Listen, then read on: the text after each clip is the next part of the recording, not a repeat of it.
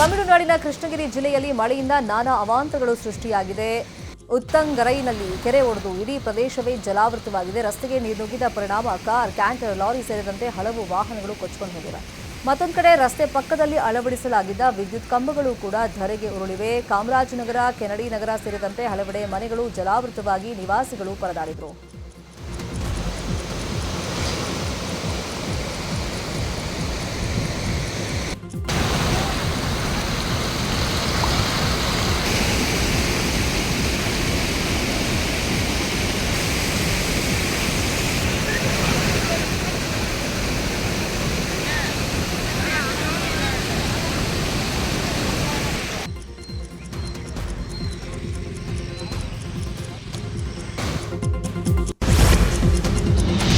ಫೆಂಗಲ್ ಚಂಡಮಾರುತ ತಮಿಳುನಾಡಿನಲ್ಲಿ ಅಕ್ಷರಶಃ ನರಕವನ್ನೇ ಸೃಷ್ಟಿ ಮಾಡಿದೆ. ತಿರುವಣ್ಣಾಮಲೈನಲ್ಲಿ ಭೂಕುಸಿತ ಉಂಟಾಗಿದ್ದು 7 ಮಂದಿ ಮಣ್ಣಿನ ಅಡಿಯಲ್ಲಿ ಸಿಲುಕಿರುವ ಶಂಕೆ ವ್ಯಕ್ತವಾಗಿದೆ. ಮನೆ ಮೇಲೆ ಭಾರೀ ಪ್ರಮಾಣದಲ್ಲಿ ಮಣ್ಣು ಬಿದ್ದಿರೋದ್ರಿಂದ ರಕ್ಷಣಾ ಕಾರ್ಯಾಚರಣೆಗೆ ಅಡ್ಡಿಯಾಗಿದೆ.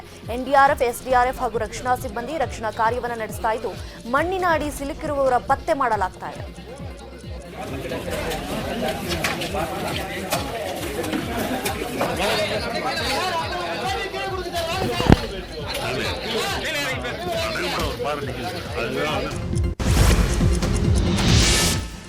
ಇತ್ತ ವೀರನಂ ಕೆರೆ ಸಂಪೂರ್ಣವಾಗಿ ತುಂಬಿದೆ. ಹಿನ್ನೆಲೆಯಲ್ಲಿ ವೀರನಂ ಕೆರೆಯಿಂದ ಅಪಾರ ಪ್ರಮಾಣದಲ್ಲಿ ನೀರನ್ನು ಹೊರಬಿಡಲಾಗ್ತಾ ಇದೆ. ಕೆರೆಯಿಂದ ಅಪಾರ ಪ್ರಮಾಣದಲ್ಲಿ ನೀರು ಹೊರಬಿಡುತ್ತಿರುವ ಹಿನ್ನೆಲೆಯಲ್ಲಿ ಕಡಲೂರಿನಲ್ಲಿ ಅಲರ್ಟ್ ಘೋಷಣೆ ಮಾಡಲಾಗಿದೆ. ಯಾವುದೇ ಸಮಯದಲ್ಲಾದರೂ ಪ್ರವಾಹದ ಸ್ಥಿತಿ ಉಂಟಾಗಬಹುದು. ಜನರು ಎಚ್ಚರಿಕೆಯಿಂದ ಇರುವಂತೆ ಜಿಲ್ಲಾಡಳಿತ ಕೋರಿದೆ.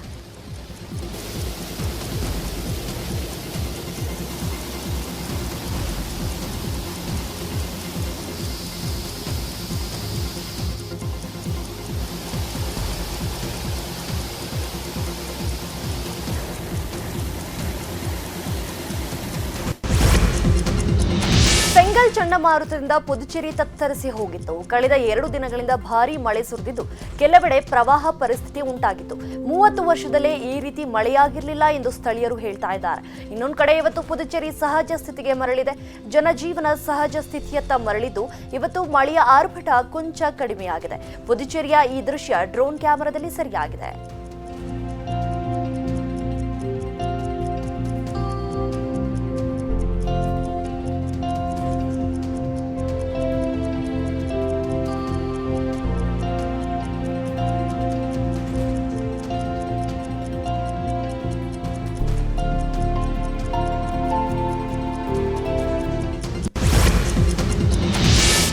ಫೆಂಗಲ್ ಚಂಡಮಾರುತದ ಎಫೆಕ್ಟ್ ಕೇರಳಕ್ಕೂ ತಟ್ಟಿದೆ. ಪಟ್ಟಣಂತಿಟ್ಟ ಜಿಲ್ಲೆಯಲ್ಲಿ ಭಾರೀ ಮಳೆಯಾಗ್ತಾ ಇದೆ. ಇನ್ನು ಮಳೆಯ ನಡುವೆಯೇ ಶಬರಿಮಲೆ ದೇವಸ್ಥಾನಕ್ಕೆ ಆಗಮಿಸಿದ ಭಕ್ತರು ಅಯ್ಯಪ್ಪನ ದರ್ಶನ ಪಡ್ಕೊಳ್ತಾ ಇದ್ದಾರೆ. ಪಂಪೈ ಸೇರಿದಂತೆ ನದಿ ನೀರಿನ ಮಟ್ಟ ಹೆಚ್ಚಳವಾಗಿರೋದ್ರಿಂದ ಭಕ್ತರು ಸ್ನಾನ ಮಾಡದಂತೆ ಸೂಚನೆಯನ್ನು ನೀಡಲಾಗಿದೆ. ನಿನ್ನೆ ರಾತ್ರಿ 10 ಗಂಟೆವರೆಗೆ ಕೇವಲ 60,983 ಭಕ್ತರು ಮಾತ್ರ ಸ್ವಾಮಿ ದರ್ಶನ ಪಡೆದರು. ಉಳಿದ 10,000ಕ್ಕೂ ಹೆಚ್ಚು ಭಕ್ತರು ಆನ್ಲೈನ್ ಬುಕಿಂಗ್ ಅನ್ನು ರದ್ದುಗೊಳಿಸಿದ್ದಾರೆ.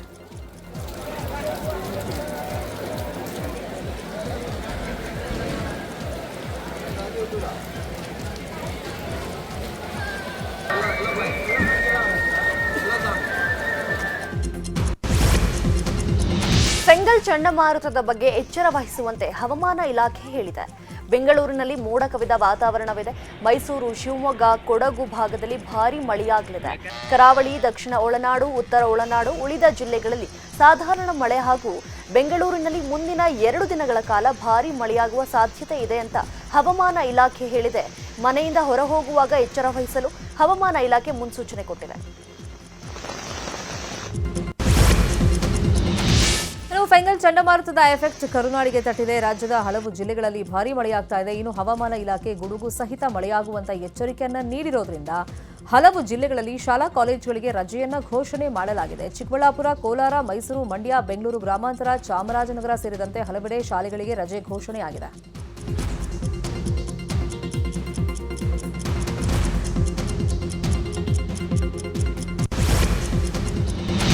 ರೇಣುಕಾಸ್ವಾಮಿ ಕೊಲೆ ಕೇಸ್ನಲ್ಲಿ ಜೈಲು ಸೇರಿ ಬೆನ್ನು ನೋವಿನಿಂದ ಮಧ್ಯಂತರ ಜಾಮೀನಿನ ಮೇಲೆ ಹೊರಬಂದಿರುವ ದರ್ಶನ್ಗೆ ಬಿಜಿಎಸ್ ಆಸ್ಪತ್ರೆಯಲ್ಲಿ ಚಿಕಿತ್ಸೆ ಮುಂದುವರೆದಿದೆ.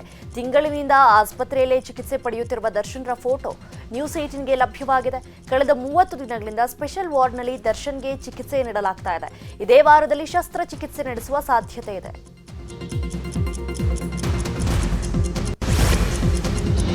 ಬೆಂಗಳೂರಿನ ಗಿರಿನಗರದ ಬಸ್ ನಿಲ್ದಾಣದ ಬಳಿಯಲ್ಲಿ ಶ್ರೀ ಶಿವಕುಮಾರ ಸ್ವಾಮೀಜಿಯವರ ಪುತ್ಥಳಿ ವಿರೂಪಗೊಳಿಸಲಾಗಿದೆ. ವೀರಭದ್ರ ನಗರ ಬಸ್ ನಿಲ್ದಾಣದಲ್ಲಿ ಘಟನೆ ನಡೆದಿರೋದು. ನಿನ್ನೆ ಬೈಕ್ನಲ್ಲಿ ಬಂದಿದ್ದ ಅಪರಿಚಿತನೊಬ್ಬ ಕೃತ್ಯವನ್ನ ಎಸಗಿದ್ದಾನೆ. ಈ ಕುರಿತಂತೆ ಪರಮೇಶ್ ಅನ್ನೋರು ಗಿರಿನಗರ ಠಾಣೆಗೆ ದೂರನ್ನು ಕೊಟ್ಟಿದ್ದು, ಗಿರಿನಗರ ಠಾಣೆಯಲ್ಲಿ ಕೇಸ್ ದಾಖಲಾಗಿದೆ.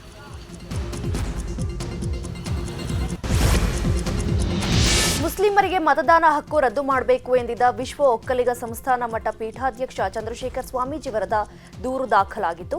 ಈ ಬಗ್ಗೆ ಮಾತನಾಡಿದ ಚಂದ್ರಶೇಖರ್ ಸ್ವಾಮೀಜಿ, ನನಗೆ ನೋಟಿಸ್ ಕೊಟ್ಟಿದ್ರು, ಕ್ಷಮೆ ಕೇಳಿದ ಮೇಲೆ ಕೂಡ ಕೇಸ್ ಮಾಡಿದ್ದಾರೆ. ಹುಷಾರಿಲ್ಲ ಅಂತ ಹೇಳಿದ್ದೇನೆ, ಇಲ್ಲಿಗೆ ಬಂದ್ರೆ ಹೇಳಿಕೆ ಕೊಡ್ತೀನಿ. HDK ಕರಿಯಾ ಅಂದೋರ ಮೇಲೆ ಕ್ರಮ ಇಲ್ಲ. ವಿಧಾನಸೌಧದಲ್ಲಿ ಪಾಕಿಸ್ತಾನಕ್ಕೆ ಜಿಂದಾಬಾದ್ ಅಂದ್ರು, ಅವರನ್ನ ಏನು ಮಾಡಿಲ್ಲ. ನಮ್ಮ ವಿಚಾರದಲ್ಲಿ ಕೇಸ್ ಮಾಡ್ತಾರೆ ಅಂತೆ ಕಾಕಿ ವಿರುದ್ಧ ಅಸಮಾಧಾನ ಹೊರಹಾಕಿದ್ರು ಸ್ವಾಮೀಜಿ ಅವರು. ಮಂಡ್ಯದ ಕೆಆರ್ಪೇಟೆಯಲ್ಲಿ ಜೋಡಿ ಕಾಡಾನೆಗಳ ದಾಂಧಲೆ ಮುಂದುವರೆದಿದೆ. ನಿನ್ನೆ ಕೆಆರ್ಪೇಟೆ ತಾಲೂಕಿನ ಅಂಬಿಗರಹಳ್ಳಿ ಸಂಗಮದಲ್ಲಿ ಈ ಜೋಡಿ ಆನೆಗಳು ಪ್ರತ್ಯಕ್ಷವಾಗಿದ್ವು. ಇವತ್ತು ಜಿಟಿ ಸೋನೆ ಮಳೆಯಲ್ಲೂ ಕೂಡ ಮತ್ತೆ ರೈತರ ಜಮೀನಲ್ಲಿ ಪುಂಟಾಟವನ್ನು ತೋರಿವೆ. ರೈತರು ಬೆಳೆದ ಅಡಿಕೆ, ತೆಂಗು, ಬಾಳೆ, ಭತ್ತ ಸೇರಿದಂತೆ ವಿವಿಧ ಬೆಳೆಗಳನ್ನು ಧ್ವಂಸ ಮಾಡಿವೆ. ಜೋಡಿ ಆನೆಗಳ ದಾಂಧಲೆಗೆ ರೈತರು ಕಂಗಾಲಾಗಿದ್ದು, ಆದಷ್ಟು ಬೇಗ ಕಾಡಾನೆಗಳನ್ನು ಕಾಡಿಗಟ್ಟೋದಕ್ಕೆ ಮನವಿ ಮಾಡಿದ್ದಾರೆ.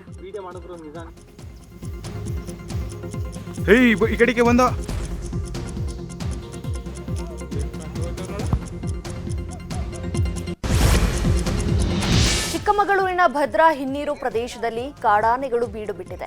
ಎನ್ಆರ್ಪುರ ಬಳಿ ಕಾಡಾನೆಗಳ ಹಿಂಡು ಬೀಡು ಬಿಟ್ಟಿದ್ದು ಭದ್ರಾ ನದಿಯಲ್ಲಿ ಜಲಕ್ರೀಡೆಯಾಡ್ತಿವೆ. ಕಳೆದ 2 ದಿನ ಹಿಂದಷ್ಟೇ ಕಾಡಾನೆ ದಾಳಿಯಿಂದ ರೈತನೊಬ್ಬ ಸಾವನ್ನಪ್ಪಿದ. ಈಗ ಮತ್ತೆ ಕಾಡಾನೆಗಳು ನಗರ ಪ್ರದೇಶಕ್ಕೆ ಕಾಲಿಡುವ ಭೀತಿ ಎದುರಾಗಿದೆ. ಕಾಡಾನೆಗಳನ್ನ ಆದಷ್ಟು ಬೇಗ ಮರಳಿ ಕಾಡಿಗಟ್ಟಬೇಕು ಅಂತ ಸ್ಥಳೀಯರು ಆಗ್ರಹಿಸಿದ್ದಾರೆ.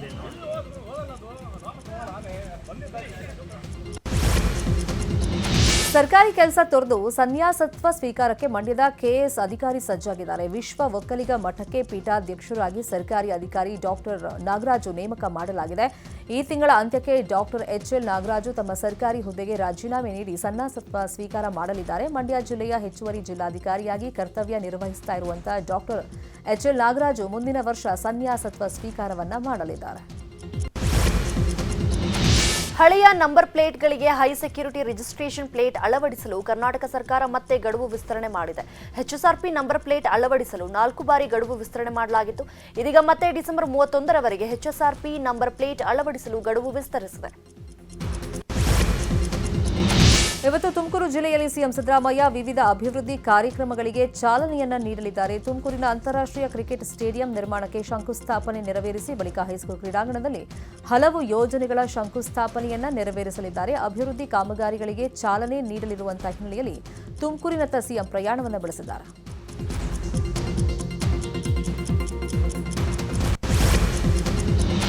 ರಾಜ್ಯ ಬಿಜೆಪಿಯಲ್ಲಿ ಬಣಸಂಘರ್ಷ ಜೋರಾಗಿದೆ. ವಿಜಯೇಂದ್ರ ಟೀಮ್ ಹಾಗೂ ಯತ್ನಾಳ್ ಟೀಮ್ ಮಧ್ಯೆ ವಾಕ್ಸಮರ ತಾರಕಕ್ಕೇರಿದೆ. ಮೊನ್ನೆಯಷ್ಟೇ ಯತ್ನಾಳ್ ವಿರುದ್ಧ ಬಿಜೆಪಿ ರಾಜ್ಯಾಧ್ಯಕ್ಷ BY ವಿಜಯೇಂದ್ರ ದೂರು ಕೊಟ್ಟಿದ್ದರು.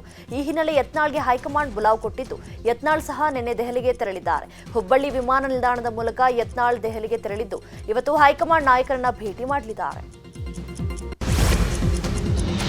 ಬಿಜೆಪಿ ರೆಬೆಲ್ ನಾಯಕ ಯತ್ನಾಳ್ಗೆ ವರಿಷ್ಠರು ಬುಲಾವ್ ನೀಡಿರುವ ವಿಚಾರಕ್ಕೆ ಹುಬ್ಬಳ್ಳಿ ವಿಮಾನ ನಿಲ್ದಾಣದಲ್ಲಿ ಸಂಸದ ಜಗದೀಶ್ ಶೆಟ್ಟರ್ ಪ್ರತಿಕ್ರಿಯೆ ಕೊಟ್ಟಿದ್ದಾರೆ.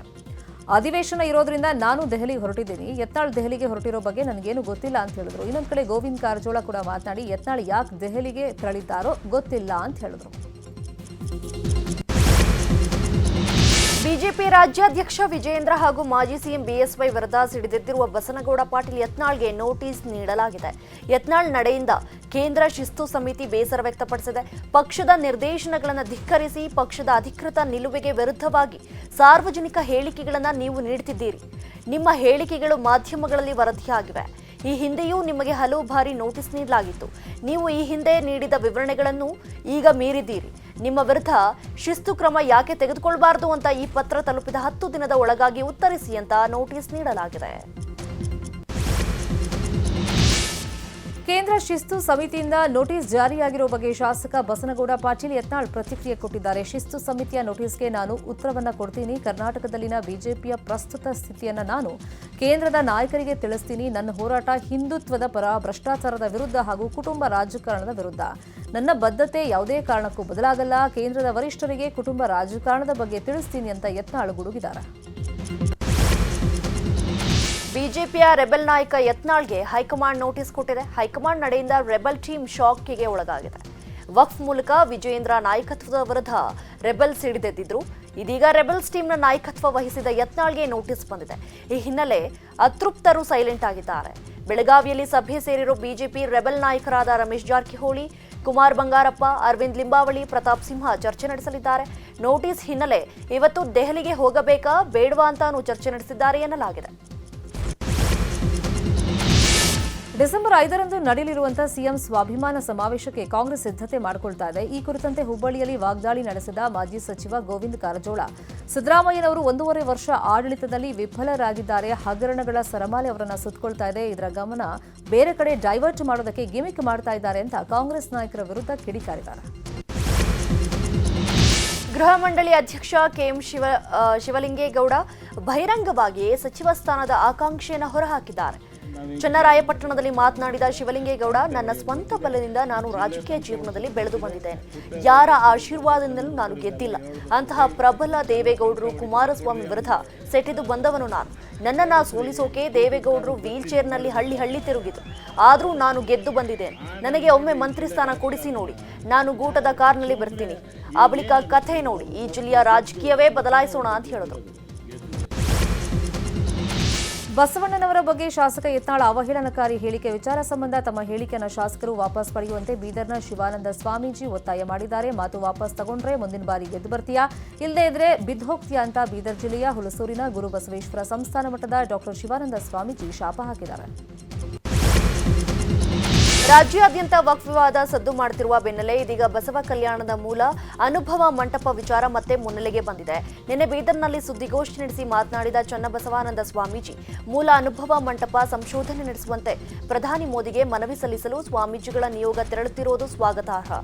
ಅನುಭವ ಮಂಟಪ ಪತ್ತೆಗೆ ಸಮಿತಿ ರಚನೆಯಾಗಲಿ ಅಂತ ಹೇಳಿದರು.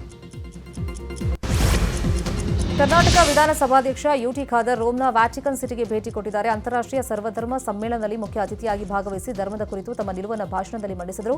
ಕರ್ನಾಟಕದಿಂದ ಮುಖ್ಯ ಅತಿಥಿಯಾಗಿ ಭಾಗವಹಿಸಿದ ಏಕೈಕ ಗಣ್ಯ ವ್ಯಕ್ತಿ ಎಂಬ ಹೆಗ್ಗಳಿಕೆಗೆ ಸ್ಪೀಕರ್ ಯುಟಿ ಖಾದರ್ ಪಾತ್ರರಾಗಿದ್ದಾರೆ. ಲಡಾಖ್ನ ದ್ರಾಸ್ ಬಳಿ ಭಾರೀ ಪ್ರಮಾಣದ ಹಿಮಪಾತ ಸಂಭವಿಸಿದೆ. ಕಳೆದೊಂದು ವಾರದಿಂದ ಜಮ್ಮು ಭಾಗದಲ್ಲಿ ಭರ್ಜರಿ ಹಿಮಪಾತ ಆಗ್ತಾ ಇದೆ. ಲೇ ಲಡಾಖ್ಗೆ ತೆರಳುವ ರಸ್ತೆ ಮೇಲೂ ಹಿಮಪಾತವಾಗ್ತಾ ಇದೆ. ಇನ್ನು ಹಿಮಪಾತ ಹೆಚ್ಚಾಗಿರೋ ಕಾರಣ ಲಡಾಖ್ಗೆ ಸಂಚಾರವನ್ನು ನಿರ್ಬಂಧ ಮಾಡಲಾಗಿದೆ. ಇದೀಗ ಕ್ರೀಡಾಲೋಕದ ಪ್ರಮುಖ ಸುದ್ದಿ. ಬಾರ್ಡರ್ ಗವಾಸ್ಕರ್ ಟ್ರೋಫಿಯ 2ನೇ ಪಂದ್ಯ ಟೀಂ ಇಂಡಿಯಾ ಮತ್ತು ಆಸ್ಟ್ರೇಲಿಯಾ ನಡುವೆ ಡಿಸೆಂಬರ್ 6ರಿಂದ ಅಡಿಲೇಡ್ನಲ್ಲಿ ಆರಂಭವಾಗಲಿದೆ. ಈ ಪಂದ್ಯಕ್ಕೂ ಮುನ್ನ ಭಾರತ ಕ್ಯಾನ್ಬೆರಾದ ಮನುಕಾ ಓವಲ್ನಲ್ಲಿ 2 ದಿನಗಳ ಅಭ್ಯಾಸ ಪಂದ್ಯವನ್ನು ಆಡಿದೆ. ಪಿಂಕ್ ಬಾಲ್ನಲ್ಲಿ ನಡೆದ ಪಂದ್ಯದಲ್ಲಿ ಟೀಂ ಇಂಡಿಯಾ ಗೆಲುವನ್ನು ಸಾಧಿಸಿದೆ. ಆದರೆ ಪ್ರಾಕ್ಟೀಸ್ ಮ್ಯಾಚ್ನಲ್ಲಿ ರೋಹಿತ್ ಶರ್ಮಾ ಆರಂಭಿಕನಾಗಿ ಕಣಕ್ಕೆ ಇಳಿದಿರಲಿಲ್ಲ. ಕೆಎಲ್ ರಾಹುಲ್ ಆರಂಭಿಕನಾಗಿ ಕಣಕ್ಕೆ ಇಳಿದಿದ್ದರು. ಬಿಸಿಸಿಐ ಕಾರ್ಯದರ್ಶಿಯಾಗಿ ಜೈಶಾ ತಮ್ಮ ಹೊಸ ಇನ್ನಿಂಗ್ಸ್ನ ಆರಂಭಿಸಿದ್ದಾರೆ. ಜೈಶಾ ನಿನ್ನೆ ಐಸಿಸಿ ಅಧ್ಯಕ್ಷರಾಗಿ ಅಧಿಕಾರ ಸ್ವೀಕರಿಸಿದ್ದಾರೆ. ಈ ಮೂಲಕ ಐಸಿಸಿ ಗದ್ದಿಗೆ ಏರಿದ ಅತ್ಯಂತ ಕಿರಿಯ ಎಂಬ ಹೆಗ್ಗಳಿಕೆಗೂ ಜೈಶಾ ಪಾತ್ರರಾಗಿದ್ದಾರೆ. ಅಲ್ಲದೆ ಐಸಿಸಿ ಅಧ್ಯಕ್ಷ ಹುದ್ದೆಗೆ ಏರಿದ 5ನೇ ಭಾರತೀಯ ಜೈಶಾ.